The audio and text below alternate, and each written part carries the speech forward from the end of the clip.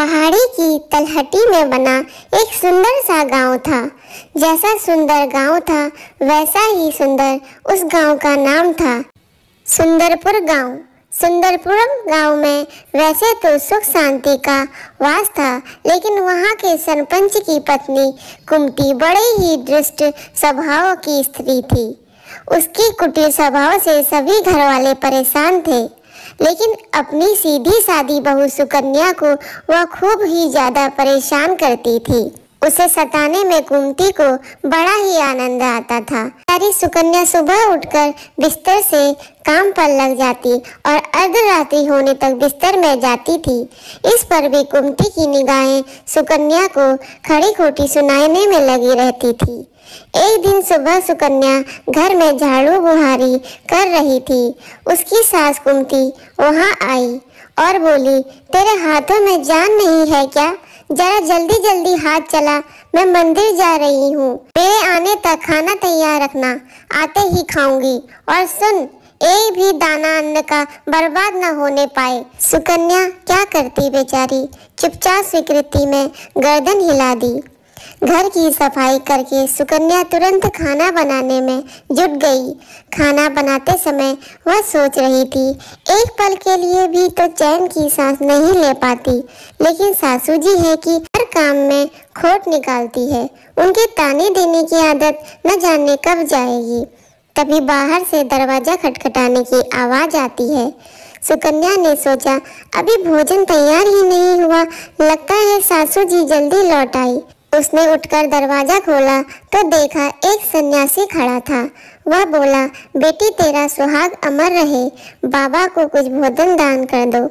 सुकन्या बहुत ही सुशील और संस्कारी स्त्री थी। उसने सोचा, साधु महाराज को भोजन करा तो दूं, पर कहीं उसकी सास कुमती आ गई तो खैर नहीं। कुछ देर सोच विचार करने के बाद उसने सन्यासी को भोजन करने हेतु अंदर आने को कहा। उसके मन में पुकार उठी, सास से डरना कैसा, मैं अपने हिस्से का भोजन दे रही हूँ। वह साधु को अंदर लेकर गई और अतिथि धर्म का पालन करते हुए उसे भोजन कराया। अभी साधु भोजन कर ही रहा था कि सुकन्या की सास आ गई। साधु को घर के भीतर बैठे भोजन करता देख उसका पारा 7वें आसमान पर चढ़ गया। वह बोली, यहाँ कोई भंडारा या लंगर लगा है क्या? उठ भिखारी, बाहर निकल। सुकन्या ने सास को रोकने की चेष्टा की, लेकिन उस दुष्ट स्त्री ने सन्यासी को धक्के मारकर घर से निकाल दिया। अब उसका क्रोध सुकन्या पर टूट पड़ा।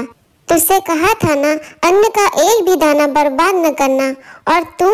सुकन्या डरते डरते बोली, मैंने तो उसे अपने हिस्से का भोजन दिया था। ऐसे में उसे इतना भला बुरा कहने की क्या जरूरत थी? अतिथि तो भगवान का स्वरूप होता है। अतिथि धर्म का पालन तो हर गृहस्थ को करना चाहिए। काफी देर तक सास बहू की तकरार चलती रही। अंत में उस कुटिल सास ने सुकन्या को धक्के मारकर घर से निकाल दिया। वह बेचारी दरवाजा पीटती रह गई, लेकिन कुमती तो जैसे पत्थर बन गई। उसका दिल न पसीजा। अब सुकन्या के पास एक ही रास्ता शेष बचा था, अपने घर लौट जाए। उसका मायका वहां से काफी दूर था और बीच में घना जंगल भी पड़ता था।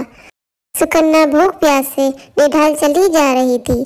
अचानक जोरों से बादल गरजे और मूसलाधार वर्षा शुरू हो गई। वर्षा से बचने के लिए उसने एक पेड़ की शरण ली, लेकिन वर्षा का वेग इतना तीव्र था कि बचना मुश्किल हो गया। उसी पेड़ में एक कोटर बना था। सुकन्या यह सोचकर उसमें घुस गई कि वर्षा रुकने के बाद बाहर निकल जाएगी। वास्तव में वह पेड़ तो राक्षसियों का निवास का स्थान था। वो भी वर्षा से परेशान होकर पेड़ की ओर आ गई थी। एक बोली, अब तो चला भी नहीं जाता, वरना मन तो कर रहा था कि सोना टापू चली जाऊं। दूसरी राक्षसी बोली, इसमें क्या बड़ी बात है, यह पेड़ हमें अभी उखाड़ कर पहुंचा देगा। कहकर दोनों पेड़ के शाखा पर बैठ गई। उधर थकी हुई सुकन्या को कोटर में घुसते ही नींद आ गई थी, लेकिन पेड़ के उड़ने से लगने वाले झटकों से उसकी नींद खुल गई। पेड़ को उड़ता देखकर वह घबरा गई थी। शेष कहकर बाहर झांककर देखने की कोशिश हुई, तो उसने पेड़ की शाखा पर 2 राक्षसियों को बैठे देखा। अंततः उसने परिस्थितियों से समझौता करते हुए सोचा, जो होगा अच्छा ही होगा। कुछ ही देर की उड़ान के बाद वह पेड़ सोना टापू पहुंचकर उतर गया। दोनों राक्षसियों को भूख लग गई थी, सो वे दोनों शिकार की तलाश में निकल गई। उनके जाने के बाद डरी सहमी सुकन्या कोटर से बाहर निकली और चैन की सांस ली। भटकते हुए हाथ पांव सीधे किए। जैसे ही उसने सोना टापू पर फैली रेत देखी तो चौंककर बदबदा उठी। यह रेत तो चमचमा रही है, यह तो सोने की रेत है। अपनी धोती के आंचल में वह जितनी रेत बांध सकती थी उसने बांध ली और कोटर में घुस गई। तभी दोनों राक्षसियां भी पेड़ में वापस आ गई। एक बोली, भरपेट खाकर तृप्ति हो गई और वहीं लौटकर चली गई जहां से आई।